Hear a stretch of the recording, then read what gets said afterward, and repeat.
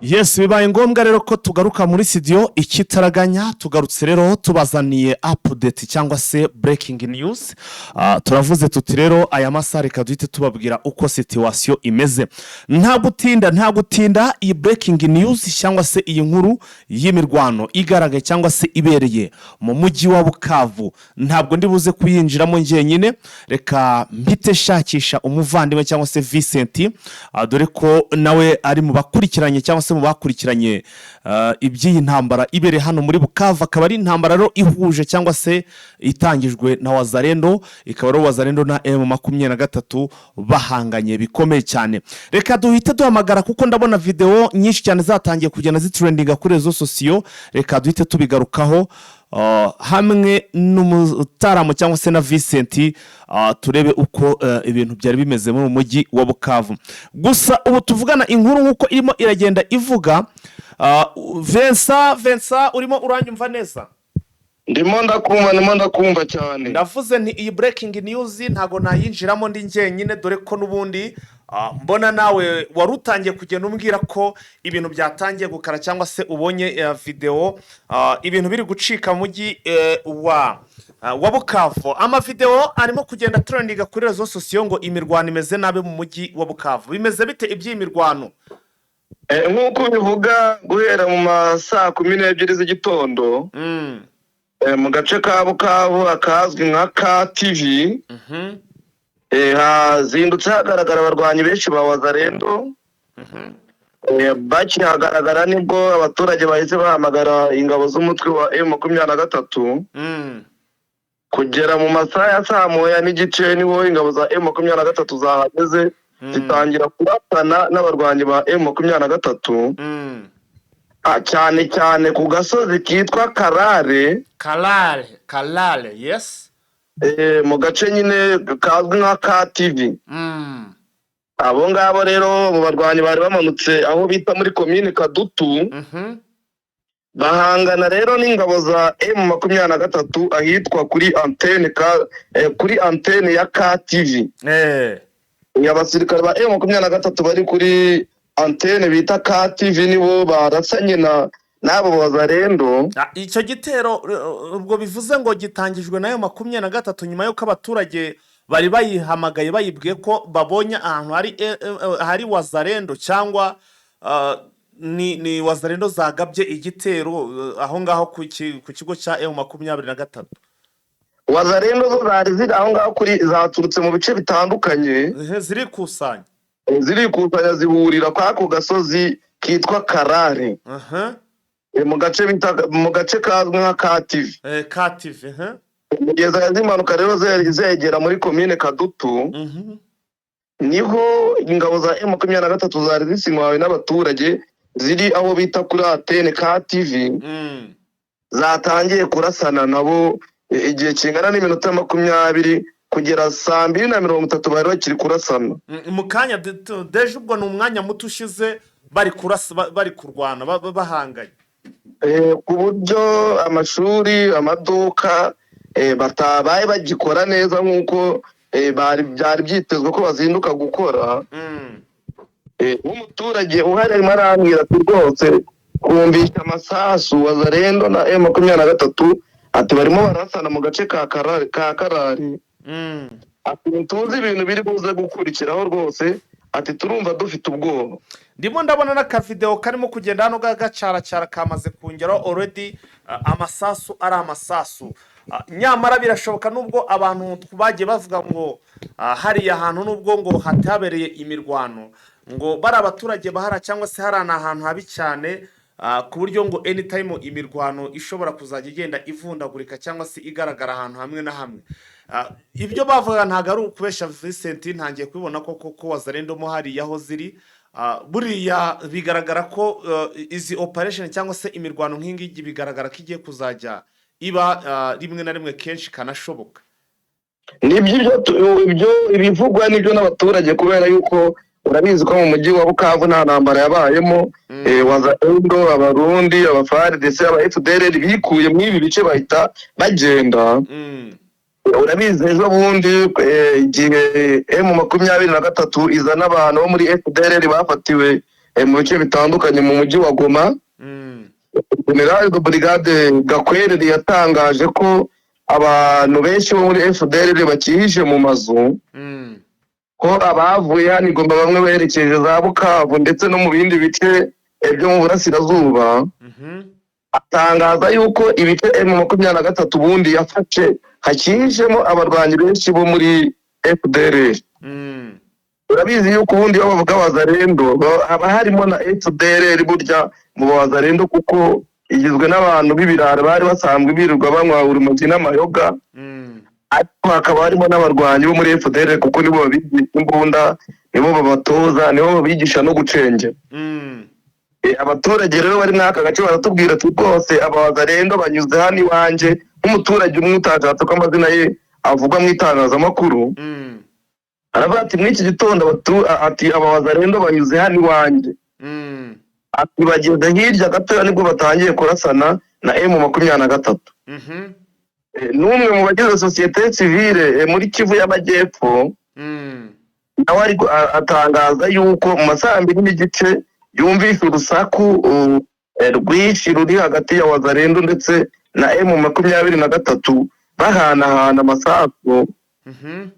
Avuga yuko mu by'ukuri abona yuko Wazalendo yihishe ahantu henshi hatandukanye, iri kugenda yiyegeranya kugira ngo ikomeze gutesha umutwe abaturage. Agakomeza asaba M23 ko yakora ibishoboka byose kugira ngo ikomeze kubatungira umutekano. Abo Wazalendo rero bamanutse bagera kuri Katindo nk'uko mbikubwira. Kativi barakomeza bajya mu gace bita Karundu. Barakomeza baramanuka bajya no mu midugudu yegereye tuno duce. None M23 mu gihe yari itangiye kubataka, bamwe muri bo bivugwa yuko bashyikiriwe na M23 mu maboko. Ariko bakavuga ko ari abana batoya ubundi b'urubyiruko barimo bakora ibi bikorwa. Nubwo ngo batari baboneka bose, ntabwo M23 ngo irabasha kubafata bose, ariko bamwe birutse n'ubundi M23 ikomeza kubibukaho. Urumva uko bivuga rero imirwano hano isaha ku isaha ishobora kugikomeza yubura mu bihe bitandukanye, kubera yuko aba barwanyi bo muri Wazalendo banze gutanga ibikoresho by'intambara bari bafite, kubera yuko ubutegetsi bwa Kinshasa bwagiye bukomeza kubabwira ati mukomeze murwane. Nabo batanga kuva ku izima kubera yuko Kiseke kidakomeza kubakangurira, bagakomeza kurwana, ariko mu by'ukuri ubona bishyira mu kaga kuko M23 nayo ntabwo irimo iborohera. Yes, ibi bibaye uyu mujyi wa Bukavu urakomeye, kuko ibi bibaye n'ubundi mu gihe M23 mu minsi ishize bakoresheje inama muri kiriya cyumweru. Vraiment tugiye kubona twumva bari kurasa abaturage, hari bari guturitsa n'amagrenade. Nyamara uyu mujyi wa Bukavu ubanza rwose byawo bigoye cyane. Vincent nahoze mu kanya gato cyane nibwo nahoze nkura n'amakuru ko burya ngo muri Nyiragongo ngo M23 iri gukoramo ama operation adasanzwe. None ngo aba barwanyi ba FDL bari baragiye bakusanyikiramo, nabo ngo barimo kugenda bavamo bahunga bavamo bafata inzira ngo bakerekeza ngo iyo za Nyabyondo akaba ariyo berekeza. We ni inkuru nari ikiyegeranya nuko ise uzana breaking news, ubwo inkuru ndaza kuyegeranya neza nyiha abantu. Ariko nibura hano ho mu mujyi hano muri Kivu Amajyaruguru nava ko nko mu mujyi wa Goma irimo kugenda ikora amasuku. Ese Bukavu yo ko twumva bari kugenda ubwo batutumba baza barasa gutya, mu gihe M23 irimo gukusanyirikira cyangwa se irimo kuwaru mu kiganiro cya kare watubwiye ko iri kudeployinga abasirikare benshi muri Sud Kivu n'ubundi za Uvira kugira ngo barebe ko bagarura barwana iyo Uvira centre bakayikuramo. Ubwo buriya iyi Wazalendo ntabwo baba bavanyemo abasirikare benshi mu mujyi wa Bukavu bagasigaramo ari bake, akaba ariho ihera yidagadura cyangwa se yidegembye ukunguku. Urabizi yuko abasirikare ba FARDC ndetse n'Abawazalendo abenshi bihishemo hariya. ntabwo rero kuba bagiye bavamo bivuga yuko M23 yakuyemo abasirikare bayo ngo ibajyane mu bindi bice. Urabizi ko M23 yagiye itoza abasirikare benshi nyuma y'uko ibafatiye ku rugamba ikabajyana za Rumangabo kugira batoze bagaruke guhangana na Tshisekedi. Ntabwo rero wavuga yuko impamvu Wazalendo bagaragaye ari uko hari abasirikare bake muri aka gace, ahubwo nuko bagira ngo bavemo bakurikiza amabwiriza bahawe na Tshisekedi no guhangana na M23, cyane cyane ko ngo yabasezeranyije yuko ngo azongera agahimbaza musi niba yanabahembaga ntabwo bizwi kuko Wazalendo baje bavuga kenshi ko batahembwe. Ni uburyo bwo kugira rero ngo bikuremo aho bari begera abandi basirikare ba FARDC noneho bagasanga bakangaza gutyo kugira ngo M23 nitababona bakomeze bijembere, kuko ubundi bari bavuye mu bice bari barimo aho ngaho bahavuye batarwana kuko babonye M23 ije basatira nibwo barite barapfa, nibwo bahise batangira kurasanyana na M23 bimara nk'iminota 20 barasana. Ariko ubona bari bafite intego yo kugira ngo bo bagende bakomeze bajye mu bice bindi abasirikare babo barimo kugira ngo babe babafasha. Aha, nta yindi update se irakugeraho nyuma y'iyo ngiyo?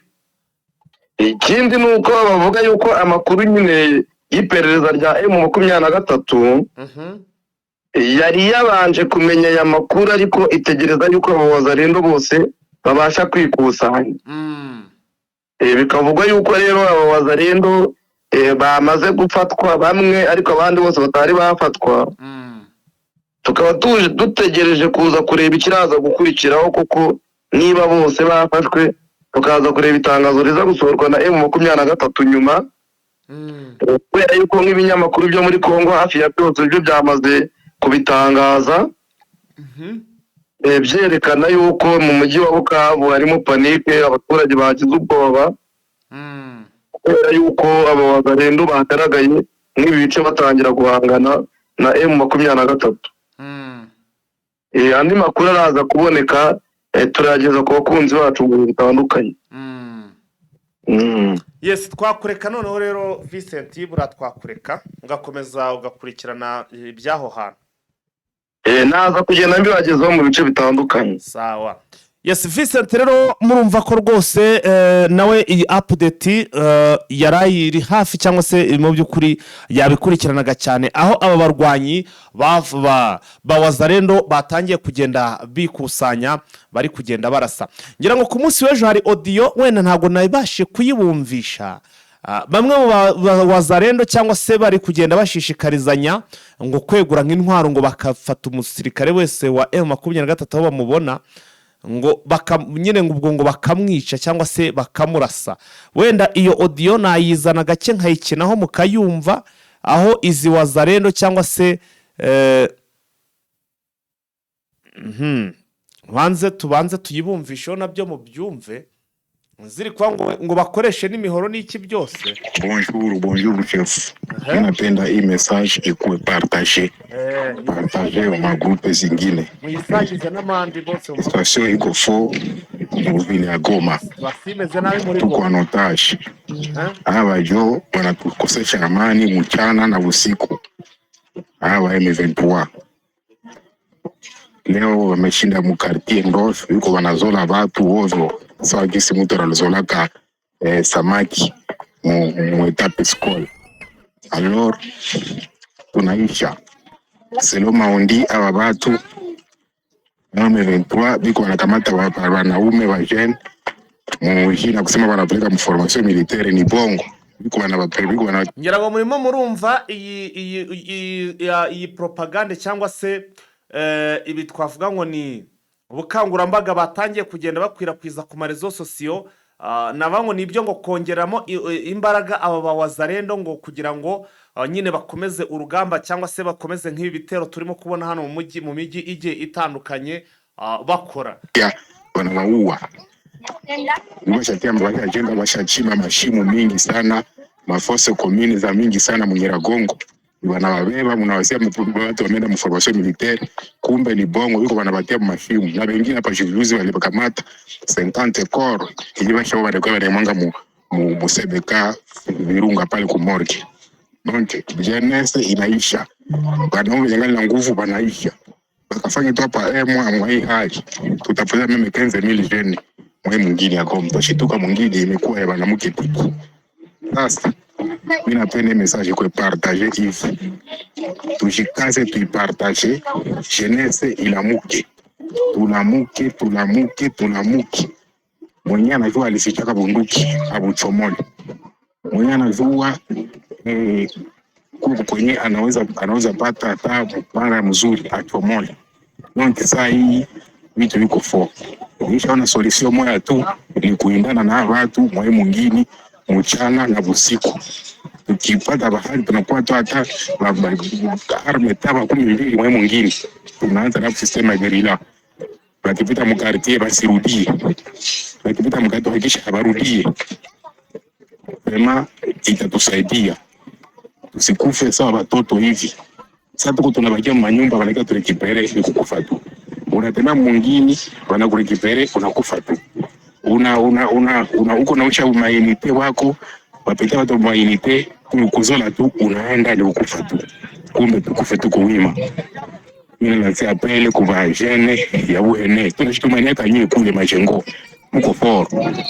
Ba jeune ya ngozo, ba jeune ya majengo ya Katui, ya Kasika tuko fort. Tulifunia kanye sana tuko fort. Sema tunamuki. Jeunesse ya saki. Msiwaze kama wajua wanakosa kisi waanzi. Tunamuke.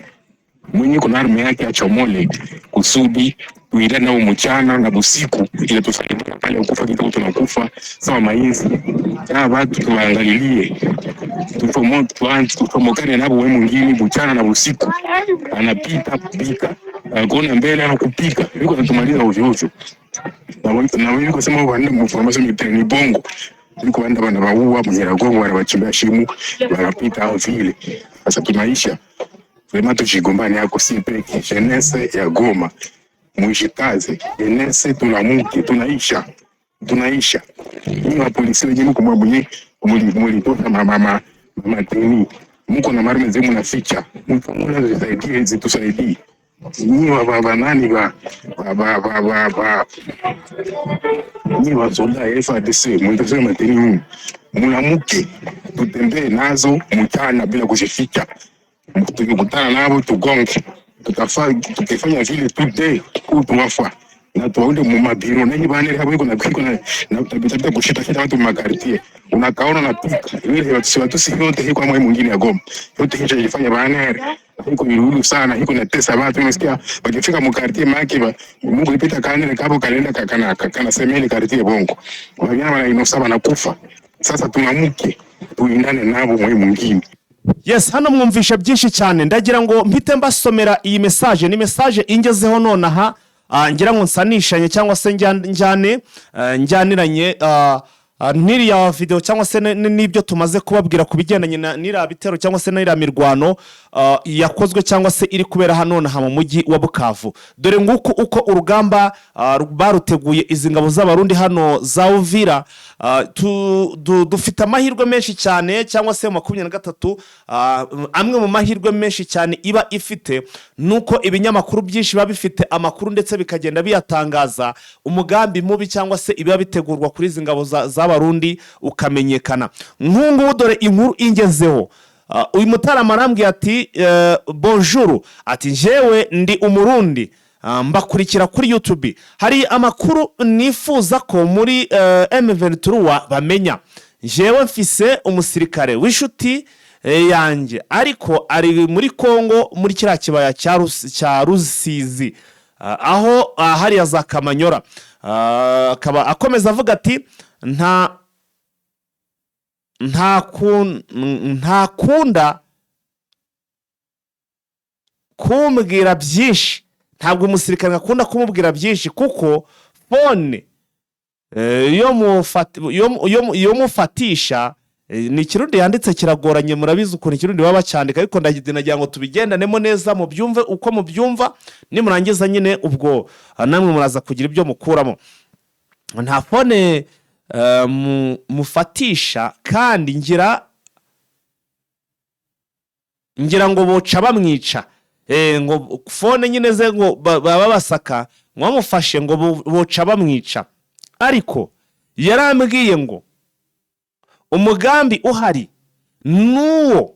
nuko bagomba kuraba ukuntu bacengera mu misozi bakagenda mpaka Bukavu. Barashaka umugambi cyangwa se ari gukora umugambi wo gucengera, wasanga n'abangaba turi kuvuga gutya ari uwo mugambi n'iyi mirwano yahoze iba cyangwa se bahoze bacengera bakaca Bukavu. Mwica gihe ubwo ngeragenda bivuga mu kinyarwanda kigize kuko namaze kubisobanukirwa namaze no kubisoma, ngo mwica gihe cyangwa se muri cyagiye ngo abandi bazaba bariko bereka ko intambara bayikajije muri Uvira. Icyagiye nyine ngo abandi bazaba bari kurwana hara ngo bari kwitegura ko M23 iri kujya kudeployinga hara muri za Uvira, nk'imirwano ngo igiye kuba nyine babikaje muri za Uvira, Minembwe na Rubero. Iyo hose ariyo M23 iri gushira imbaraga, ngo abacengeye Bukavu bayikwijwemwo, ngo abazaba bavuye muri ngo M23 ngo izajya kumva ngo yumve imirwano ngo imeze nabi, ngo hano muri aha nyine mu mujyi wa Bukavu nibwo bazahita batangira kurwana muri Bukavu, none ngo barwane impande zose.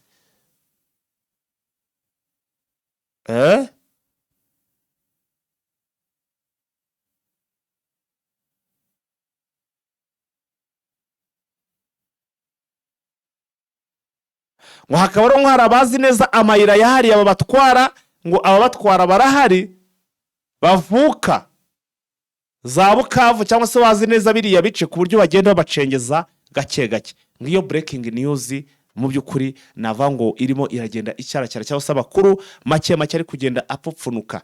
M23 ro be careful kuri urugamba rwa hariya ahantu.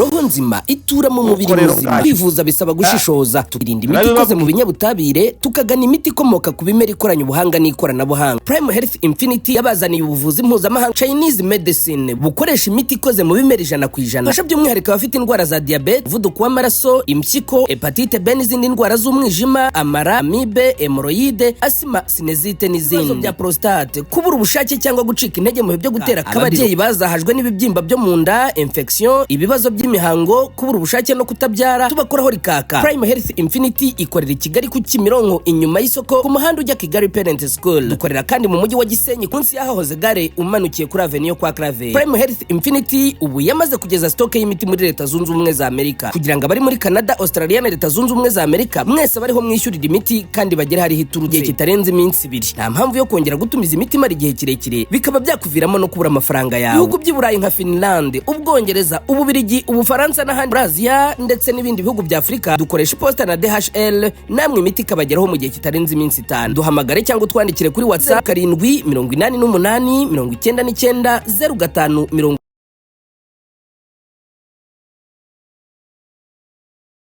Diaraseni za Sadeke urugamba rurabananira, baje nyirawo niba mubyibuka gahunda bari bafite bo ngo ubundi bakigera hano baba abaturage abayobozi ba Kongo bose bahise baserebura bati ubwo Sadeke ibyinjiyemo ibintu birarangiye, M23 igiye gutsindwa, igiye gutsindwa urugamba.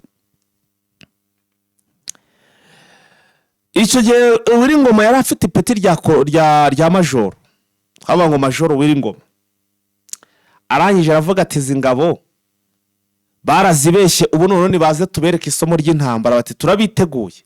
Izi ngabo zageze zirakubitwa ariko bitewe rero nuko izi ngabo zari zifitiwe icyizere nk'ingabo zigomba gufasha FARDC zikanakora akazi zikabasubiza inyuma, bakaba barananiwe kugera ku ntego cyangwa se ku byari bibazanye. urugamba rwarabanane batangira kugenda nabo basa n'abacomekanya u Rwanda ndetse na Kongo bakabihamya mu rwego rwo kugira ngo bagaragaze ko urugamba rukomeye, bakava ngo nabo bakandika za raporo zivuga ngo u Rwanda ngo narwo rufasha M23. Icyo gihe bakavuga ngo M23 ngo ntabwo ari y'Irwana, ati ntabwo ari y'Irwana. Abagabo rero bafite ipfunwe rikomeye cyane ryo guca hano mu Rwanda batambutse, wenda nihuse mvuya rwose ndimo ndagenda ku ikubitiro. Mwarabibonye ingabo za South Africa zaratambutse, ikintu cyitwa Cameroon witwa umunyamakuru no kugira ngo ufatire n'akavideo muri Kongo. M23 nayo yabigize ubwiru rwose, ibintu ngewe rwose ntigeze nkunda naka na gato. Diplomasi yabaye diplomasi. M23 yaragiye yibagirwa ko izi ngabo zabarashe. Nababwiye operation yabereye hano muri uyu musozi wa Mogoma. Muri Mogoma M23 yazamutse izi ko harimo ingabo za MONUSCO. Kumbi Sadeke niyo yagezemo, Sadeke izi ngabo za Sadeke. Ariko hano mu kibaya nta kintu kiri kuba. Bo rero bakabona mu kibaya nta kintu kiri kuba, bakavuga bati burane bya bindi iri kurwana muri za Sake. Irahita subira inyuma. Irasubira inyuma. Ndetse Bodo hakagira cyo gakubita arangiza kongera gasubira inyuma. Ariho hahandi babaritse abafungira za Gasengese, witwa Kirimwama ajya no kudiringa. Bati rasubira inyuma. Ubwo abayobozi ntibite ku byo gucika. Igeze nyuma none igeze Minova irafungira bana. Aravuga ati noneho rero nuko nta kundi no gucika. Dukoresheje iki ikirere. Abayobozi bose nta kubeshe birashoboka ko ari bose igoma. Mwarabibonye binjira Goma, ni urugamba rwafashe amasaha, turababona amasaha 10-15 n'amasaha ngahe. Ni urugamba batangiye kuva ku isaha ya saa 10:40 gutyo, kuko nibwo urugamba rwari rukomeye. Batakira icyarimwe bataka baciye za Sake hano Gasengese ndetse na Kibumba cyangwa se muri iki kibaya. Urugamba rwarahiye rurashya, imbunda z'imisada barazicanira, za atirari ziracanirwa. Ntabwo ndibuze kugaruka uko rwari rumeze kuko twaruvuzeho kenshi. Abagabo baracanganyikirwa mu saha imwe yonyine. M23 bari bamaze gusohora itangazo bavuga ikibuga cy'indege ubu gifunzwe kitagikoresha.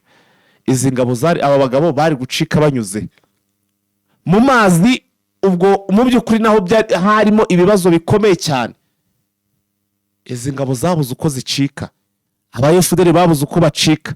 None bakomeza kugendera ku cyizere ngo hari ukuntu ngo baraza kubona umusada ngo baze bakomeze barwane hano Igoma. Batangira kugenda bandikira amaretere ingabo za Kinshasa na Kisekedi ngo nibohereze imisada baze ngo bakomeze barwane Igoma. Bayirimo ngo igice kimwe ngo baracyagifite. Baye 23 ngiri mu gice kimwe. None arava ngo bagiye no gutera ngo Rubavu ngo bakuremo Rubavu agiye kwigira. Bakomeza kugerera mu icyo cyizere. Imigambi yose irabapfubana. Bose baracyarimo hano mu mujyi wa Goma. Ni ukuvuga ngo wenda ku makuru ndimo ndagenda nkurura, wenda nubwo ntahita nyagira 100%. Ingabo za donc abayobozi benshi cyane bari hano muri MONUSCO. MONUSCO ibitsa abasirikare benshi ba FARDC. Ariyo mpamvu M23 mwatangiye kubona bari kugira gutya basa n'abasohotse, bagashaka utuntu bari bubakorere muri bira bimodoka byabo. Bamara ko tubakorera no bakataka, atereka turebe, reka turebe ibyo bintu. Bati ko muri gukora impanuka ibyo bintu mupakiye ni ibiki? Uko ngo hari no kuba ngo hari umutaramo wanje yambwiye ati hari ukuntu ngo aba basirikare banywa banaracikiye mu mazu y'abaturage. None ngo iyi MONUSCO ikaba yateka nk'umutwe ngo gutya ngo iri gusirikira hano mu mujyi, ikaba yagenda ikafatika muzana mu kigo cyayo. Mu rwego rw'umutekano ikajya kumufatika muzana mu kigo cyayo. Ako gaterime tekinike ro bakavumbuye. MONUSCO ntabwo yemere gukora amapatrouille n'iki byose. Aho igiye rero mu kuvayo bagomba kureba ese ivuyeyo izanye ibiki. Ubwo urumva ko ubwo aha nari mbivuze cyangwa se nari ngezanga nkomoje kuki nari nkomoje kuri izi ngabo za Sadek bari kwanga kwerekana. Uyu Omega rero nawe buriya ntangiye kugenda mu bintu bibiri. Icyo mpamye cyo nuko Omega ari ubu tuvugana niyo yaba akiriho yaba ari mu maboko ataraye, ariko ku rundi ruhande nge none ubu nanjye kuko nta murambo we ndabona amakuru y'impamvu sangezeho nanjye nkanabitangaza ko yishwe, ariko nta foto. Burya baravuga ngo nta foto, ifoto ni confirm ibintu 100%. Birashoboka ko banamufite muri iyi nzira yabo ya diplomasi cyangwa se mu butasi bwabo, bakabara murashi bakamukomeza kimufite, bakabitangaza gutyo kugira ngo FDL nyine cika intege. Ariko uyu Omega bakimufite ahubwo bafite ibyo bari kumubaza, ibyo bari kumukuramo, kuko nabonye iby'urugamba nugukamba roho, harya ngo nugukaba roho, nugukambya gahanga, ukirengagiza umwanzi ibyo yakoze n'iki byose kugira ngo ugira icyo umukuramo cyangwa se umukuremo amakuru ashobora kugufasha gutsinda urugamba. Binabaye ngombwa ushobora no kumwongera amafaranga, ariko akaguha amabanga ashobora gutuma utsinda urugamba. Ubwo ro Omega birashoboka ko banakimufite ari muzima pe. Twewe dufite akazi kenshi tugomba kubagezaho muri iyi minsi, tugomba kubikurikirana. Izi ngabo za Sadek 72 n'abasirikare 74 harimo abasirikare 20. Ubwo urumva harahita hasigara 54, abandi 50 ngo nta burwayi bafite, nta kibazo bafite, bona kugenda bari kumwe n'aba barwayi baranda yageze mu gihugu cya Tanzania. Ngo bafite imbunda rero zabo nazo ngo bari buze kuzambutsa.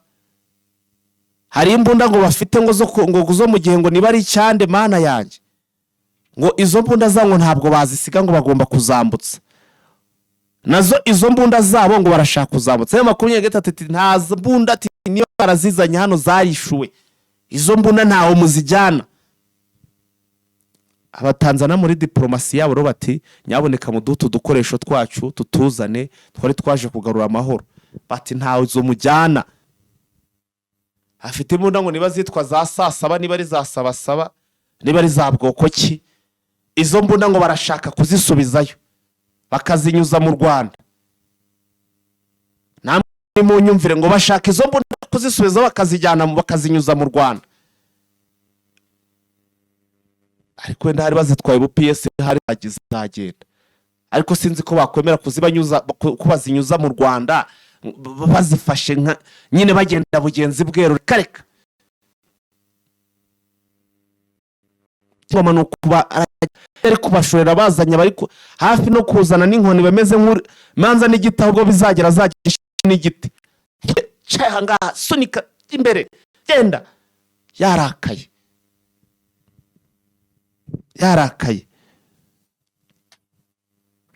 So izi ngabo rero ubwo turaza kumenya ibyazo, niba ziri buze kwambuka cyangwa se niba barazambukije bazipfuritse mu masaha y'ijoro, nabyo turaza kubimenya. Reka ubwo twigire hehe?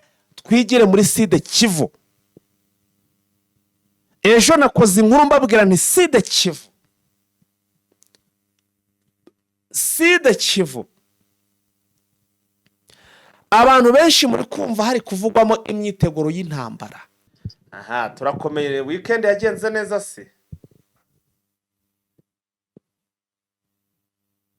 Weekend yagenze neza, turashima Imana. Yes, tuguhaye ikaze n'ubundi mu kiganiro live, aho tugiye kugenda dufatikanya gusesengura cyangwa se kugeza ku badukurikiye izi ngingo z'ingenzi ziremereye cyane mbona kuri page rwose hano. By'umwihariko aho tugiye guhera n'ubundi ubwo tunumva ibyiza duhera kubijya ngo ingabo nyinshi za UPDF zimaze kugera mu gace ka ho mu birometero 150 uvuye mpaka wa Uganda na Bunia. Ese ntago gaza rwa rugamba cyangwa yamago yatanga avuga ko n'ubundi turi kubona mu Moise ko aribo bari kugenzura imipaka ndetse na Uganda.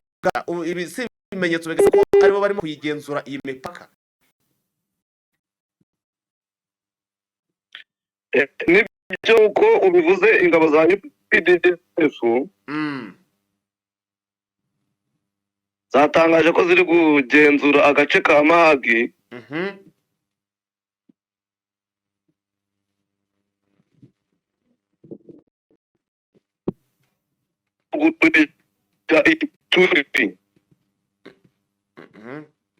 Amarezo nakomeza kuba amabwo turahindura umurongo, duhindure umurongo. Amarezo abaye make.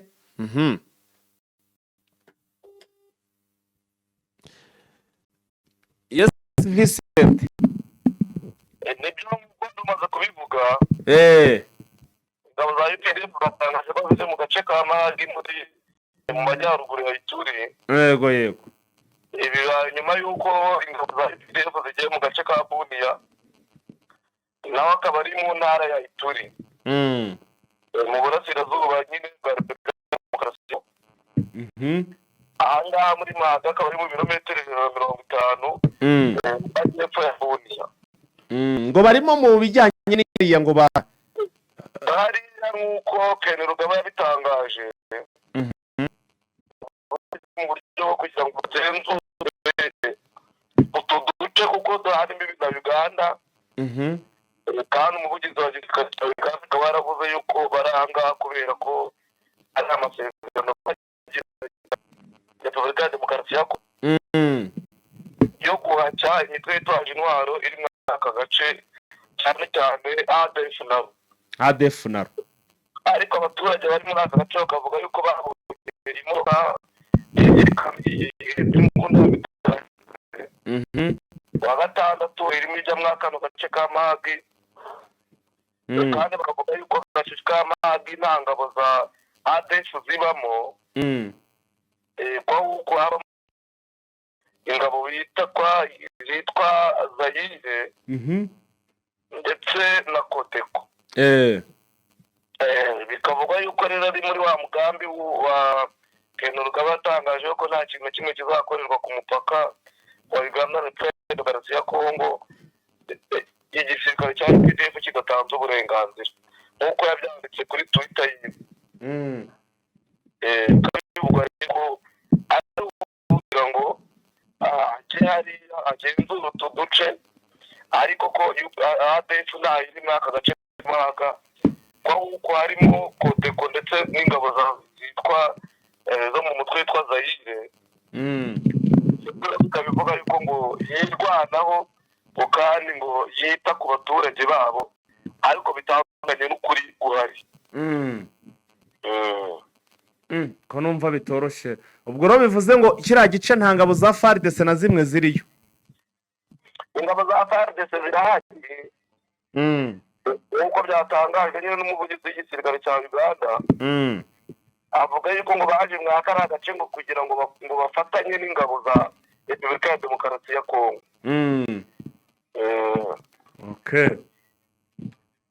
Ngaho tubwire rero n'andi makuru, izindi update wateguriye abakunzi badukurikiye. Amakuru ni menshi mu burasirazuba bwa Kongo. Yuko Perezida Tshisekedi arangira inama n'abaminisitiri, yavuze yuko yifatanyije n'abaturage bari muri Kivu y'Amajyepfo ndetse na Kivu y'Amajyaruguru.